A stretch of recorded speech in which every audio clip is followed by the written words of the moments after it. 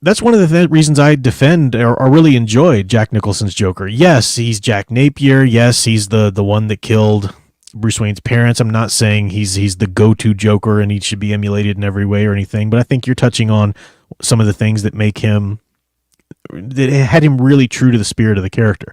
I also love the fact that he was more of a gangster. That fits into Batman's universe. The idea of I do like the anarchy aspect that Heath Ledger's Joker brought to the character, or at least didn't bring to the character, but at least really focused in on. I like that, that overall story of the Dark Knight, all the problems with Nolan's, Batman in general. I did appreciate just in the Dark Knight, one film alone, the themes of order versus anarchy, order versus chaos. I thought that was cool. So I like that. I'm not saying I hate everything about Heath Ledger's Joker by any means, but I think they went way too far with that. I think that the Joker needs to have that gangster aspect to him that grounds him in that pulpy foundation of the Batman universe from which these characters rise up. And Batman stories are losing touch completely with that gothic pulp noir detective aspect. One of the ways they're losing touch is by just scrapping that all together and going their own way, like with the Joker movie. The other way they're losing touch is by really just headlong trying to dive into nothing but the darkness, like the Matt Reeves approach, and to where they really lose that wonderful neo-noir kind of gothic feel, of the 30s, 40s.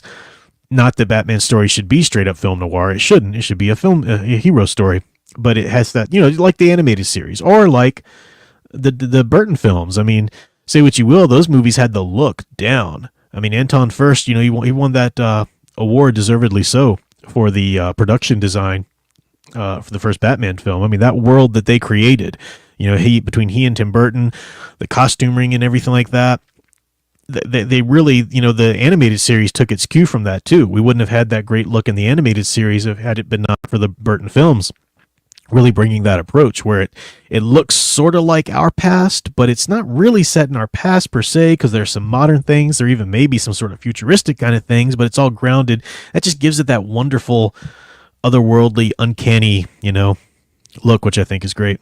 So, yep, got me rolling on some Batman stuff there. But thank you.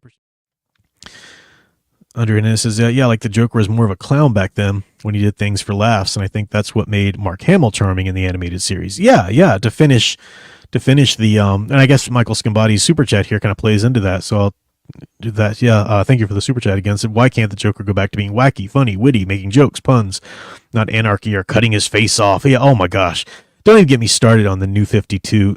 The New 52 was just garbage. It really was. There are, looking back now that it's over, we can look back and appreciate a cool thing or two or a cool run here or there, some cool ideas that happened, that came up there that were pretty cool. But the overall rule of the New 52 was let's just make things as dark as stinking possible for every character, not just Batman even, and it was just a mistake on every level. And the whole Joker cutting his face off stupidity, and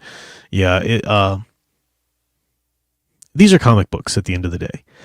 Yes, you can have super adult oriented subject matter, and by adult I just mean very serious, very violent or whatever. You can have that in a comic book if that's what you want to have, but comic book superheroes are not that. That's not the genre they are. And it don't even get me started on people like Dan DiDio who just want to come and take charge and just try to push for their more adult-oriented visions into these comics. And I think that's just such a mistake. I hated everything to do with that stupid DC Black label. But the idea of it, hey, let's have a separate line for more of our adult readers who still love these characters, it's not a bad thing, and that should have happened back in the 80s instead of, just trying to remake everything in the image of Dark Knight Returns. Don't get me started.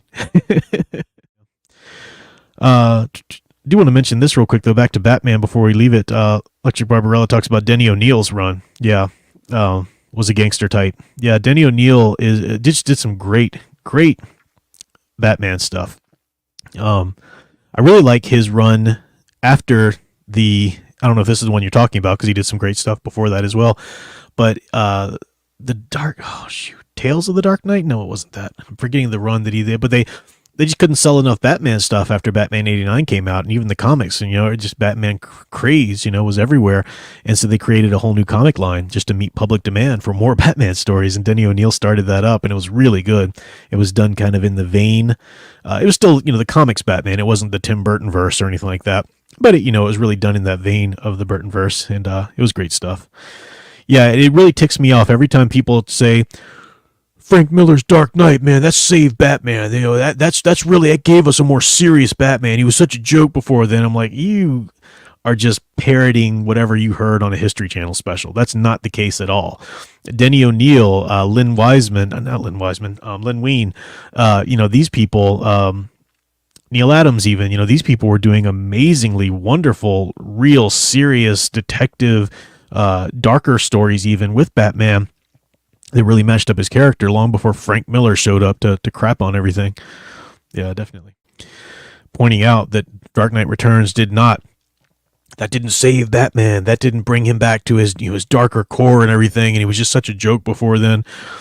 I never thought to do a whole video on that because it's obvious to anybody who goes back and looks at the history of the Batman comics. I mean, 70s Batman was amazing.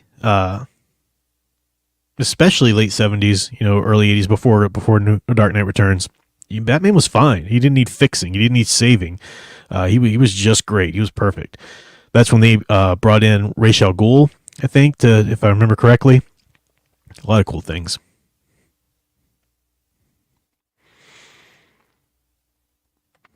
I didn't hear about this. The Imaginative Hobbyist says, earlier today it was announced by James Gunn that Damon Lindelof of Lost and Tom King will be majorly involved with the new Green Lantern series. I didn't know that, even though there was a Green Lantern series. I do remember him saying that Tom King was one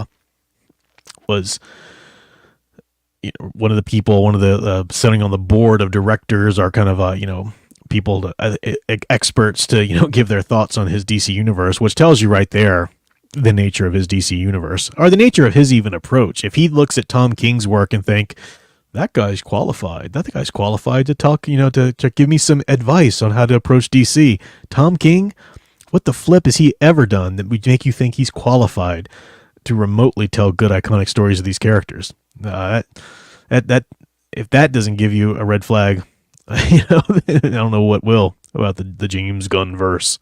Yeah.